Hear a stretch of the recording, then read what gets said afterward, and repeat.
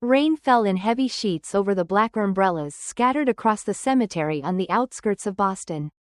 The sky was a oppressive gray, as if the heavens themselves were mourning the loss of Eugene Moore, the founder of the Moore and Sons construction empire. Emma Moore stood by the casket, her eyes blurred with droplets that slid down her cheeks. She couldn't tell if they were rain or tears. In her heart, the ache of losing her grandfather, the man who had been her mentor, her confidant, the only one who made her feel she mattered, threatened to choke her with every breath. But even in this sacred moment, the presence of her father, Richard, and her brother, Ethan, turned her grief into a battlefield. The funeral unfolded in a small church, the air thick with the lingering scent of incense. Prayers echoed through the pews, but they couldn't soothe the hollow loneliness gripping Emma.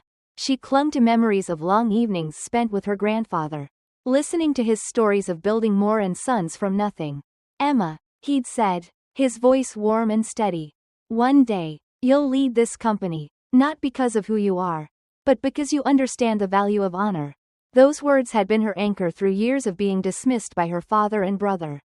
Now, with him lying in a cold casket, that promise felt like a fragile dream slipping through her fingers.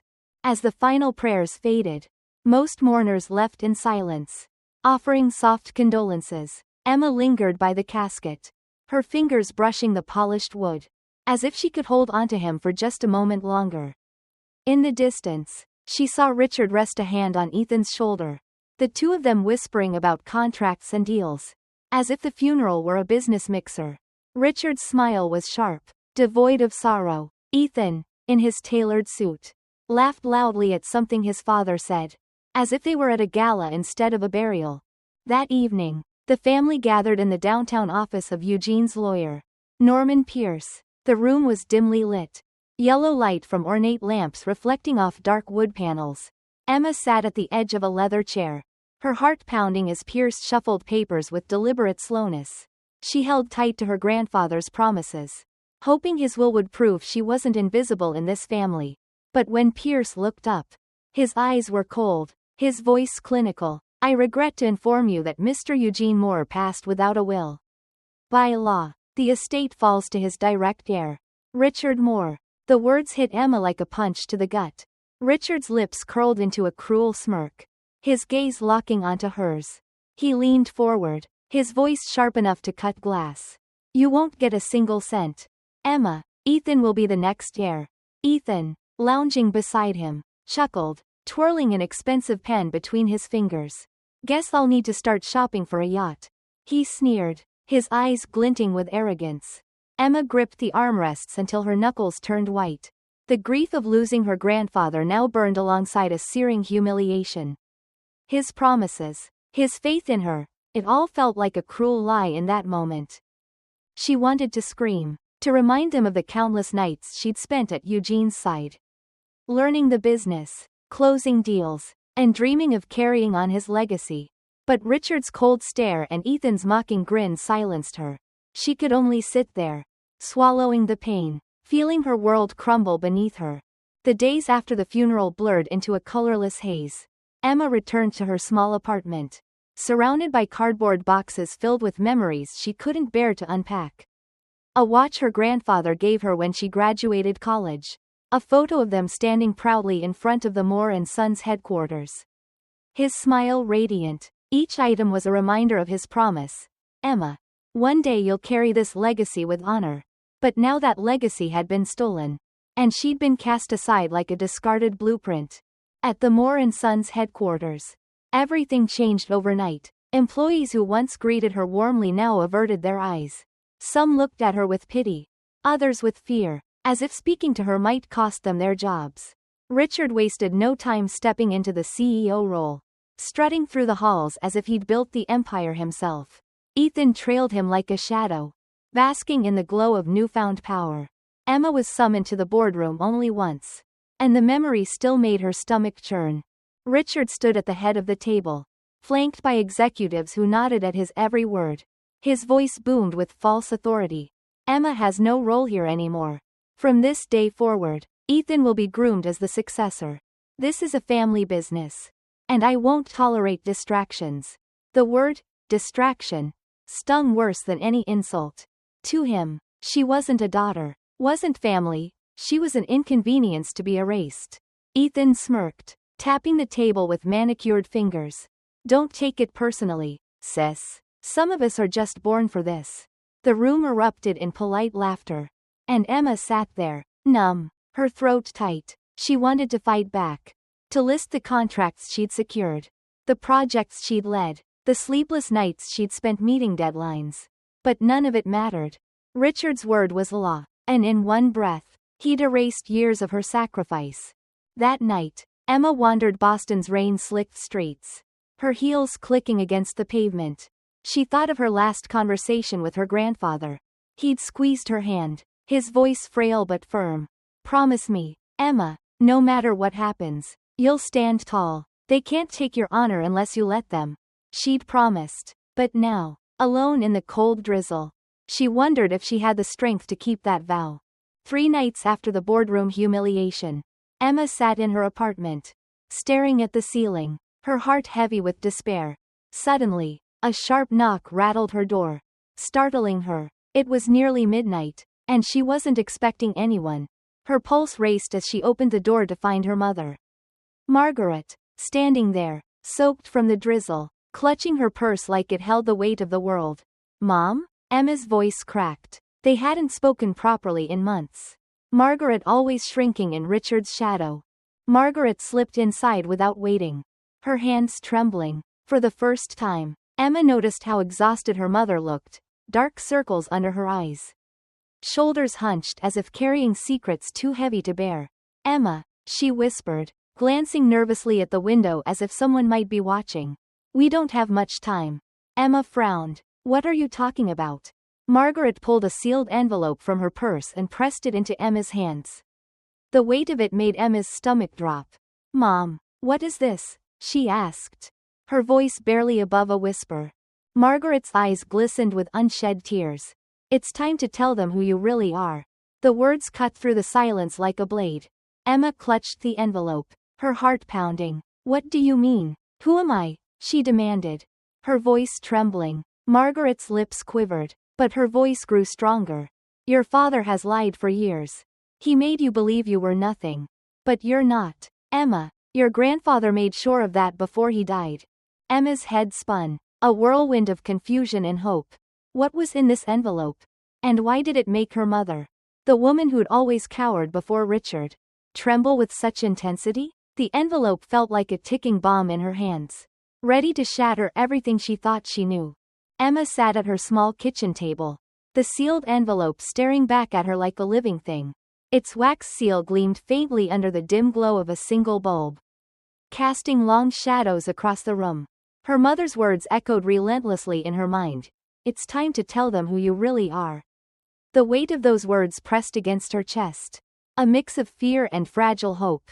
She hadn't slept since Margaret left, slipping back into the rainy Boston night with only a fleeting squeeze of her hand. The envelope felt heavier than it should, as if it held not just paper but the truth to everything she'd ever questioned about her place in the Moore family.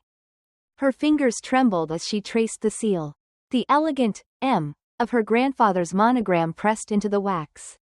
She thought of Eugene, his steady voice, his unwavering belief in her. You're my true heir, Emma, he'd told her once, his eyes bright with pride as they pored over blueprints late into the night. Those moments in his office, surrounded by the scent of coffee and old leather, had been her sanctuary. But now, with Richard and Ethan stripping away her legacy, those memories felt like cruel taunts.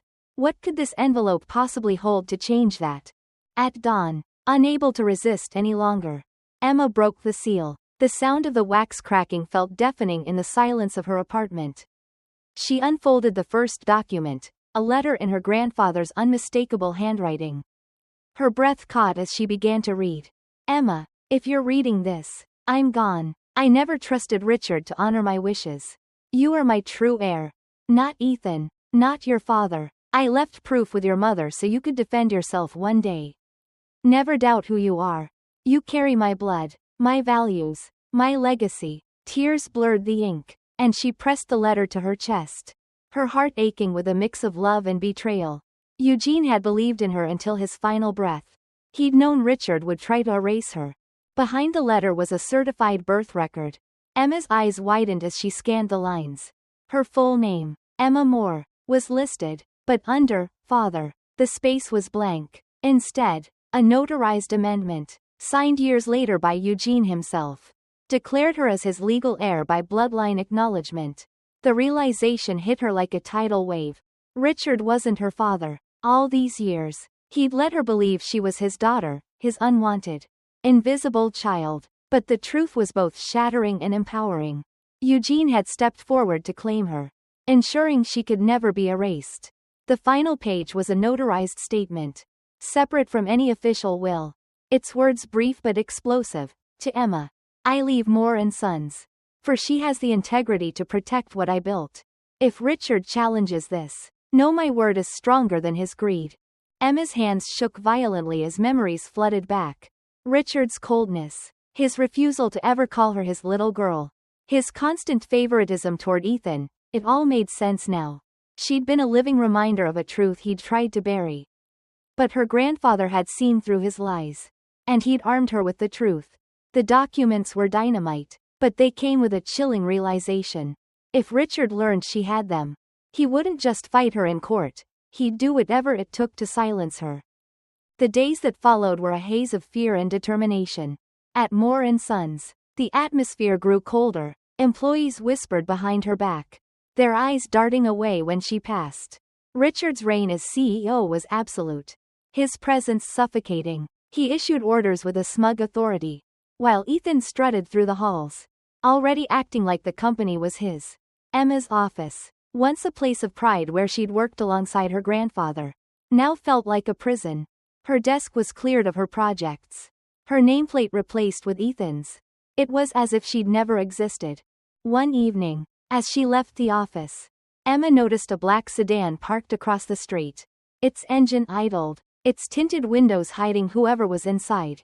Her pulse quickened, but she told herself it was nothing, just paranoia after the funeral's upheaval. But when she glanced back an hour later, the car was still there, unmoving. The next morning, a folded note lay under her apartment door. Its words scrawled in harsh ink, "Stop before it's too late." Her stomach twisted. Richard's reach was long, and this was no coincidence. The note wasn't just a warning, it was a promise of what he was capable of. Desperate for answers, Emma reached out to Daniel Carter, a lawyer she'd met years ago at a business conference. Unlike the polished corporate sharks Richard surrounded himself with, Daniel had a reputation for being relentless, the kind of man who could unearth truth from the deepest shadows. He agreed to meet her at a quiet cafe far from the city center, a place where the hum of conversation could drown out their words. When Emma slid the envelope across the table, Daniel read each page carefully, his brows furrowing deeper with every line. After a long silence, he looked up. Emma, this is powerful, but it's not bulletproof. If Richard's already manipulated documents, he'll fight dirty in court. He'll paint you as a liar. So what do I need? Emma asked, her voice tight with resolve. Evidence of tampering, Daniel replied, his tone steady. If Eugene had a formal will and it disappeared, we need to find out who hid it. Financial trails, witnesses, anything tying Richard to a cover-up. The idea of facing Richard in court sent a shiver down her spine. But Emma nodded. Then we start digging. The weight of the task was daunting. But for the first time since the funeral, Emma felt a spark of purpose. She spent sleepless nights combing through old emails and company files, searching for anything out of place. She revisited memories of her time with Eugene, nights spent analyzing contracts, his laughter filling the room as they celebrated small victories. Those moments had shaped her, given her the strength to believe she could lead Moore and Sons. But Richard's betrayal had turned her dreams to ash. And now she was fighting not just for her grandfather's legacy but for her own survival. One night, as she sifted through a box of Eugene's old notes, she found a cryptic memo tucked inside a ledger. It mentioned a safeguarded document, entrusted to Norman Pierce's office. Her heart raced. Could this be the missing will? She sent the memo to Daniel, who promised to track down anyone who might know more. Meanwhile, The black sedan appeared again. This time parked closer to her building. Its presence was a constant reminder that Richard was watching, waiting for her to falter. Emma's thoughts drifted to her mother. Margaret's courage in delivering the envelope had stunned her. For years, Margaret had been a ghost in Richard's shadow, her voice barely audible in their family's power struggles. But that night, she'd defied him, risking everything to give Emma a chance. The memory of her mother's trembling hands fueled Emma's resolve. She wasn't just fighting for herself, she was fighting for Eugene. For Margaret, for the truth. As dawn broke over Boston, Emma stood at her window. The city's skyline a jagged silhouette against the rising sun. The envelope lay open on her table, its contents a lifeline and a weapon. She thought of her grandfather's words, "Never doubt who you are." For the first time, she felt the weight of those words not as a burden but as a call to battle. Richard had underestimated her, but she was no longer the invisible daughter. She was Eugene Moore's heir, and she would fight for what was hers. The Moore family estate loomed like a fortress against the Boston skyline, its chandeliers casting golden light across the parlor where relatives and board members mingled. The air was thick with the clink of crystal glasses and the murmur of polite conversation. But to Emma Moore, it felt like poison. She stood at the threshold, clutching her bag, the weight of her grandfather's envelope inside it grounding her like an anchor. The documents, Eugene's letter, the birth record, his notarized statement, burned in her mind, their words fueling a fire she hadn't known she possessed. Tonight, she would face her father, Richard, and her brother, Ethan, not as the invisible daughter but as the storm they couldn't control. Richard stood at the center of the room, his navy suit tailored to perfection, his silver cufflinks catching the light. He held court like a king, his voice smooth as he spoke of Moore and Son's future under his reign. Ethan lounged beside him, a glass of wine in hand, his grin that of a prince awaiting his crown. The gathering was meant to celebrate Ethan's appointment as vice president, a move Richard had orchestrated to cement his control. Emma's presence was barely acknowledged, a few relatives offering stiff nods before turning away. She felt their eyes, some curious, some pitying, none daring to challenge Richard's authority. As she stepped into the room, the chatter quieted. Richard's gaze snapped to her, his eyes narrowing. "Emma," he said, his voice cool and clipped. "I wasn't sure you'd show up." She forced herself to meet his stare, her heart pounding but her resolve unwavering. "Neither was I," she replied, her tone steady. Richard's lips twitched into a smirk, and he raised his glass. "We're here to celebrate Ethan's new role. A new era for the Moore family." Applause followed, but to Emma, it sounded hollow, like the echo of a lie. Ethan soaked in the attention, his grin widening. "Guess I'll have to get used to people calling me sir," he quipped, his eyes sliding toward Emma with a cruel glint. The room chuckled, but the laughter felt like a blade twisting in her chest. She clenched her fists, her nails digging into her palms. Enough. She'd spent years swallowing their disdain. But tonight, she would draw a line. She stepped forward, her voice cutting through the murmurs. "Before you start crowning Ethan, there's something everyone here deserves to know." The room fell silent. Richard's smile faltered, his glass pausing mid-air. "This isn't the time, Emma," he said, his tone sharp with warning. "No, Dad," she snapped, the word bitter on her tongue. "It's exactly the time." She reached into her bag and pulled out the envelope, its wax seal gleaming like a beacon. Gasps rippled through the parlor. Ethan's smirk wavered. "What's that?" he asked, his voice tinged with unease. "Proof," Emma said, her voice rising, clear and unshaken. "Proof that Grandpa never intended for this company to fall into your hands. Proof that he saw me as his heir." She opened the envelope, her hands trembling but her resolve ironclad. She unfolded Eugene's letter and began to read aloud. "To Emma, I leave Moore and Sons. For she has the integrity to protect what I built." The words echoed like thunder, and the room erupted in whispers. Relatives exchanged shocked glances. Board members shifted uncomfortably. Richard's jaw clenched so tightly it seemed it might snap. "You think a few scraps of paper will change anything?" he barked. "This company is mine by law. You're nothing, Emma, nothing." His words cut deep, But Emma refused to flinch. "You've lied long enough," she said, her voice steady despite the storm raging inside her. "You kept the truth from me. From everyone. But Grandpa knew who I was. He made sure of it." She held up the birth record, her voice growing stronger. "This proves I'm his legal heir. Not your daughter. You've spent years pretending I don't exist. But you can't erase the truth." Ethan slammed his glass onto a nearby table. His face flushed. "This is pathetic," he spat. "You're jealous. That's all. Everyone knows I'm the rightful heir." Emma met his gaze, her voice softening, almost pitying. "No, Ethan. You've been living in a fantasy built on Dad's lies. And deep down, you know it." The room buzzed with tension, the air electric with doubt. Some relatives looked at her with awe, others with disbelief. But the seeds of uncertainty had been sown. Richard lunged forward, his face red with fury. But before he could speak, Margaret rose from her chair in the corner. Her hands trembled, but her voice struck like a clap of thunder. "She's telling the truth, Richard," she said, her eyes blazing with a courage Emma had never seen. "I've kept quiet too long. Eugene gave me those papers because he didn't trust you. He wanted Emma to inherit. Not you or Ethan." The room fell into stunned silence. Richard's eyes burned with rage. But the whispers among the board members grew louder, their loyalty to him wavering. Emma's heart raced as she watched her mother stand firm.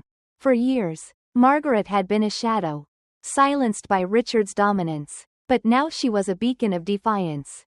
Richard's control was unraveling, and Emma could feel the tide turning. But his next words sent a chill down her spine. "You'll regret this, Emma," he hissed, his voice low and venomous. "This isn't over." The threat hung heavy, a reminder of the danger she'd invited by challenging him. As the gathering dispersed, relatives and board members left in a flurry of murmurs, their glances darting between Emma and Richard. Ethan stormed out, his confidence shaken, his usual swagger replaced by uncertainty. Emma stood alone in the parlor, the envelope still clutched in her hand. The weight of what she'd done settled over her like a storm cloud. She'd declared war, and there was no turning back. That night, Emma couldn't sleep. The echoes of Richard's rage and her mother's courage replayed in her mind. She thought of Eugene, his steady eyes always filled with pride when he spoke of her future. "Never doubt who you are." Those words had carried her through the confrontation. But now she faced a new challenge, proving the truth in a world Richard controlled. She needed more than documents. She needed evidence that he'd hidden Eugene's will, that he'd manipulated the law to steal her legacy. The next morning, Emma met Daniel Carter at his office, a cramped space filled with legal books and the faint smell of coffee. She handed him the memo she'd found in Eugene's ledger, the one mentioning a safeguarded document in Norman Pierce's office. Daniel's eyes lit up. "This is a start," he said. "If Pierce was involved, we need someone who saw that will before it disappeared." He promised to reach out to contacts, starting with former employees of Pierce's firm. Emma nodded, but the note from under her door, "Stop before it's too late," flashed in her mind. Richard wasn't just fighting for control, he was fighting to keep his secrets buried. As she left Daniel's office, Emma noticed the black sedan again, parked a block away, its engine idled, its presence a silent threat. Her heart pounded, but she straightened her shoulders, channeling her grandfather's words, "They can't take your honor unless you let them." She wasn't alone anymore, her mother's defiance, Daniel's resolve, and Eugene's faith were with her. But the battle was far from over, and Richard's next move would be ruthless. Emma stepped into the cold Boston morning, the envelope in her bag a reminder that she was no longer fighting to survive, she was fighting to win. Days turned into weeks as Emma and Daniel plunged deeper into the shadows of Richard's deception. The confrontation at the family estate had lit a fuse, and now the explosion felt inevitable. Emma's apartment, once a quiet refuge, now resembled a war room, stacks of old company files scattered across the table. Eugene's ledger opened to the cryptic memo about a safeguarded document, and the envelope with its damning contents pinned to the wall like a battle plan. Every night, she pored over emails and contracts, her eyes burning from the screen's glow, searching for any crack in Richard's armor. But the more she dug, the darker the truths became. Daniel's office became their headquarters. A cluttered space in a nondescript Boston building where the air smelled of stale coffee and determination. He leaned over his desk, explaining the legal landscape with the precision of a strategist. Under Massachusetts intestate succession laws, he said, referencing the statutes he'd pulled up, if there's no will, the estate goes to the surviving spouse and children first. For Eugene, that means Richard gets the bulk, up to $200 outright plus 3/4 of the balance, with the rest potentially filtering to you and Ethan as descendants. But your grandfather's documents change everything. They prove intent, but we need hard evidence of tampering to contest it in court. Emma nodded, absorbing the details. The law, cold and impartial, explained why Richard had moved so swiftly. He stood to inherit everything by default, erasing Eugene's wishes in the process. The added knowledge fueled Emma's resolve, making the stakes feel even more personal. She'd always known Richard was ruthless, but learning how Massachusetts law favored direct heirs without a will highlighted his calculated betrayal. It wasn't just greed, it was a legal loophole he'd exploited, turning her grandfather's legacy into a prize for the taking. One evening, Emma decided to take a bolder step. Under the cover of dusk, she slipped into the old wing of Moore & Sons headquarters, a section rarely used since Eugene's retirement. The building's marble floors echoed her footsteps, and the walls lined with faded photographs of past projects stirred a whirlwind of memories. She remembered nights here with her grandfather, his voice booming with laughter as they sketched blueprints. A strong foundation is everything, Emma, he'd say. Without it, even the tallest tower crumbles. Those words echoed now as she rifled through locked drawers in his former office, her flashlight beam cutting through the dust. Her heart raced when she found a hidden compartment in his desk, a small safe Eugene had mentioned in passing. Inside were more notes, including a receipt for a meeting with Norman Pierce just weeks before his death. It referenced final amendments to his estate plans. This was gold, but it also painted a target on her back. As she pocketed the receipt, she heard footsteps in the hall. Panic surged, but she hid in time, watching a security guard, likely one of Richard's men, pass by. The close call left her shaken, but it confirmed she was on the right path. Meanwhile, Daniel's contacts bore fruit. He arranged a meeting with Linda, a former secretary from Pierce's law office, at a dingy diner on the outskirts of Boston. The place smelled of greasy fries and old vinyl booths, a far cry from the polished world of Moore & Sons. Linda arrived looking timid, a woman in her 60s with graying hair pulled into a tight bun, clutching her purse like a shield. Her eyes darted around before she slid into the booth opposite them. "I saw the will," she whispered after a long pause, her voice barely audible over the clatter of dishes. "Eugene signed it right in front of me. It was locked in Mr. Pierce's safe." Emma leaned forward, her pulse quickening. "What happened to it?" Linda glanced nervously at the door. After Eugene passed, Richard showed up at the office. He and Pierce talked behind closed doors for hours. The next day, the safe was empty. When I asked, Pierce told me to mind my own business or I'd lose my job. Emma's blood ran cold. This was the break they needed. Eyewitness testimony linking Richard to the disappearance. But Linda's fear was palpable. "I didn't want to get involved," she admitted, her hands trembling. "Richard has a way of making problems vanish." Daniel nodded reassuringly. "Your statement could change everything. We'll protect you." As Linda left, promising a sworn affidavit, Emma felt a surge of hope mixed with dread. They were getting closer, but Richard's shadow loomed larger. The threats escalated that very night. After leaving the diner, Emma spotted the black sedan again, this time tailing her cab through Boston's winding streets. Its headlights pierced the rain-slicked roads like predatory eyes. When she arrived home, another note waited under her door. "You're digging your own grave." The words sent a chill down her spine. But instead of fear, anger ignited. Richard wasn't just desperate, he was dangerous, willing to intimidate to protect his empire. Pushing forward, Emma and Daniel delved into financial records.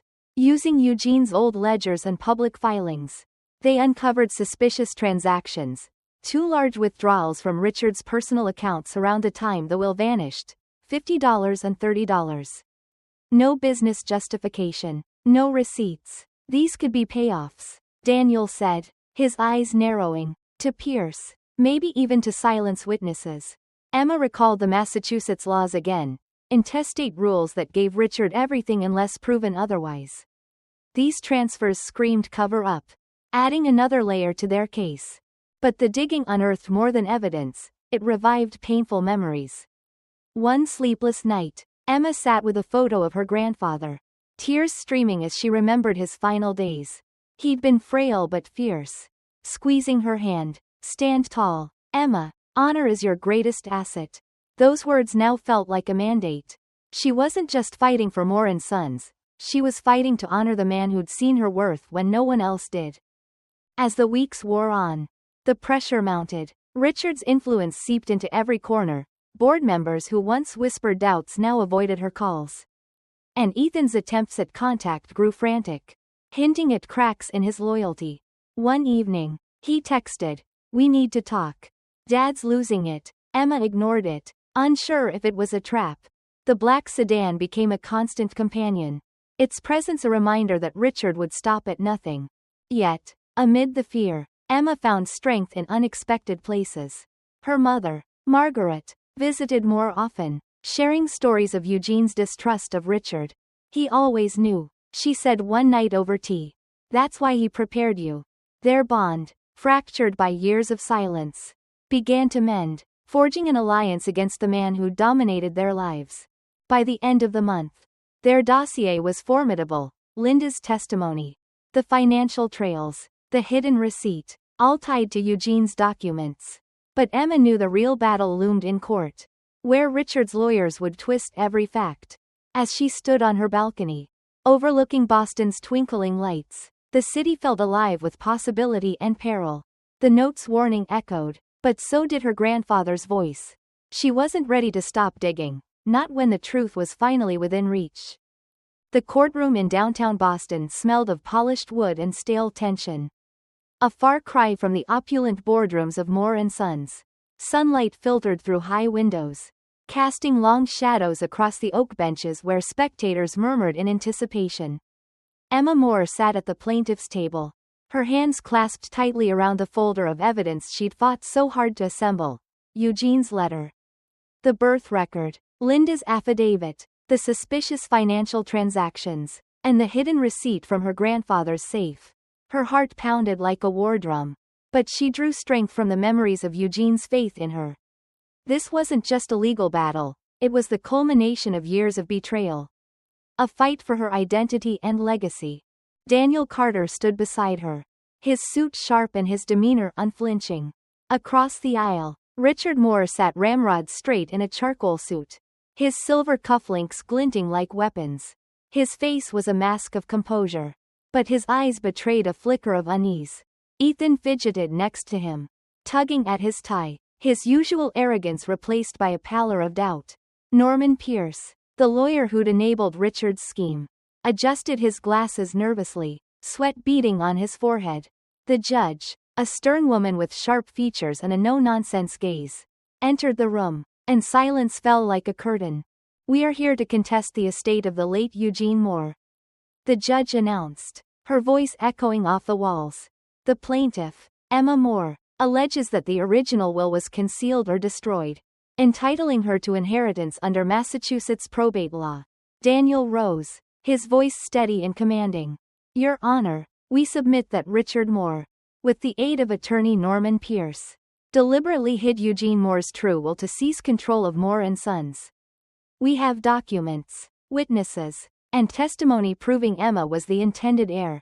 He handed over the envelope, and the judge skimmed its contents, her expression unchanging. "Proceed," she said. Daniel turned to Emma. "Miss Moore, please take the stand." Emma's knees felt weak as she walked forward, but she swore the oath with a firm voice, the microphone amplifying her every breath. "Tell the court what you discovered," Daniel prompted. Emma unfolded Eugene's letter, her hands steady now. "This was written in his final days," she said, her voice clear. "In it, he states I am his true heir. He entrusted these to my mother because he didn't trust Richard. My grandfather believed in fairness and honor. He didn't want the company falling into greedy hands. She held up the birth record. This recognizes me as Eugene's legal heir by bloodline. Richard knew and tried to bury it. He made me believe I was powerless. But my grandfather ensured the truth survived. Murmurs rippled through the courtroom. Emma glanced at Richard, his jaw tightened. But he remained silent. Daniel then called Linda. She took the stand hesitantly. Her voice quavering at first but gaining strength. I saw the will. Eugene signed it. It was in Pierce's safe. After he died, Richard visited. And the next day, it was gone. Pierce warned me to stay quiet. The judge's eyes narrowed. You witnessed the original will in that safe? Yes. Linda confirmed. And then it disappeared. Gasps filled the room. Pierce shifted uncomfortably, his composure cracking. Finally, Richard was called. He strode to the stand with feigned confidence. His voice dripping indignation. This is absurd. Emma is delusional. My father never intended her to inherit. She was weak, incapable. The estate is mine by law. And I've passed it to Ethan. That's the natural order. Emma couldn't stay silent. She stood abruptly. Natural order? Her voice shook with emotion.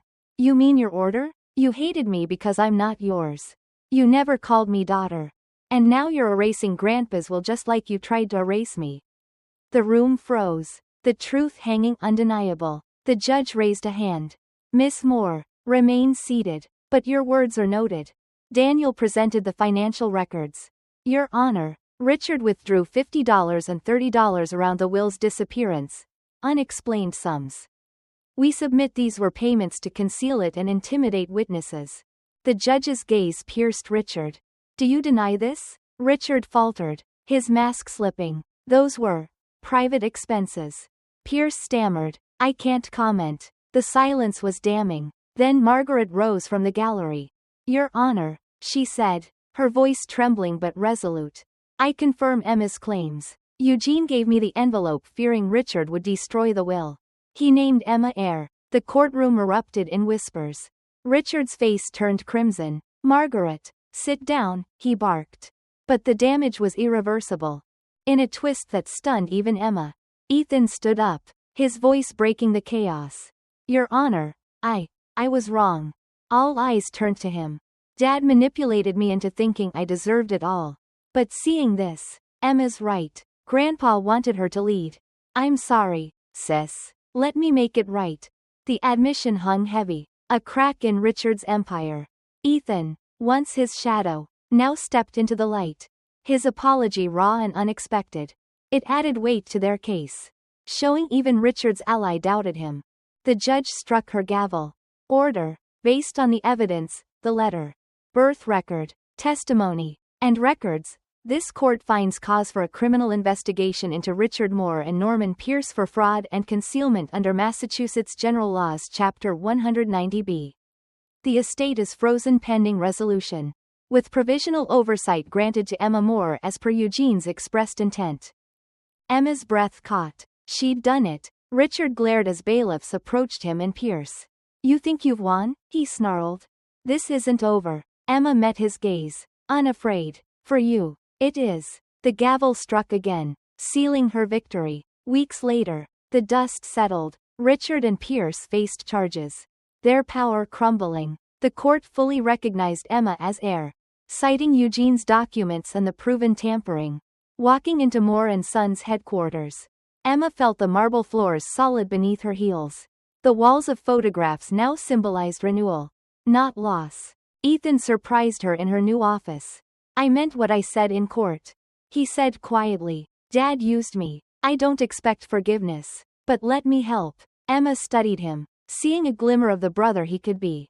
Start at the bottom. Earn it. He nodded, relieved. That night, Emma stood in the lobby before Eugene's portrait, his eyes seeming to meet hers with pride. She thought of Margaret's courage, Ethan's redemption, and Richard's fall, a cautionary tale of greed over family. Stepping outside into Boston's crisp air, the city lights shimmered like promise. I'll protect your legacy, Grandpa, she whispered, with honor. For the first time, peace settled over her. knowing she'd become the guardian he'd always envisioned.